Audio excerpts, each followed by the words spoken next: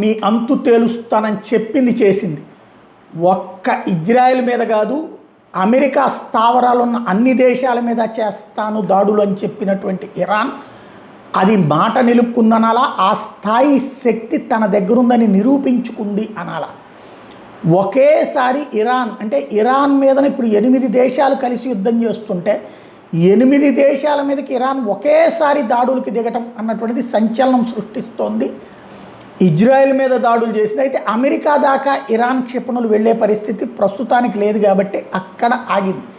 మిగతాది చూస్తే ఇరాన్ నుంచి 8 దేశాల మీదన ఒకేసారి మిస్సైల్స్ దాడి జరిగిందన్నటువంటిది ఇప్పుడు ఆయా దేశాలు అంగీకరిస్తున్నాయి. ఆ దేశాల్లో పేలిన పేలుడు పదార్థాలు స్పష్టం చేస్తున్నాయి. బహ్రెయిన్లో ఉన్నటువంటి అమెరికా స్థావరం మీదన ఇరాన్ దాడి చేసింది. అదే సందర్భంలో 8 దేశాల మీద మిస్సైల్ ప్రయోగించిన దాన్ని ఇరాన్ అధికారికంగా ధృవీకరించింది. ఇజ్రాయెల్, బహ్రెయిన్, కువైట్, సౌదీతో పాటుగా అబుదాబి, ఖతార్, జోర్డాన్, దుబాయ్ల మీదన ఇరాన్ దాడులు చేసింది. అంటే 8 దేశాల్లో ఏదైతే అమెరికన్ ఎయిర్ బేస్లు ఉన్నటువంటి ప్రతి దేశం మీదన దారుణంగా మిస్సైల్స్తో విరుచుకుపడింది. అయితే వాటిట్లో దారిలో పడిపోయినవి ఉన్నాయి, గమ్యం చేరి ఆయా దేశాల్లో పేలినటువంటివి ఉన్నాయి. కానీ పెను నష్టం అయితే జరగలేదు. కానీ ఇరాన్ నా దగ్గర ఉన్నటువంటి ఆయుధాలతో మీ సంగతి తేల్చగలనని నిరూపించింది.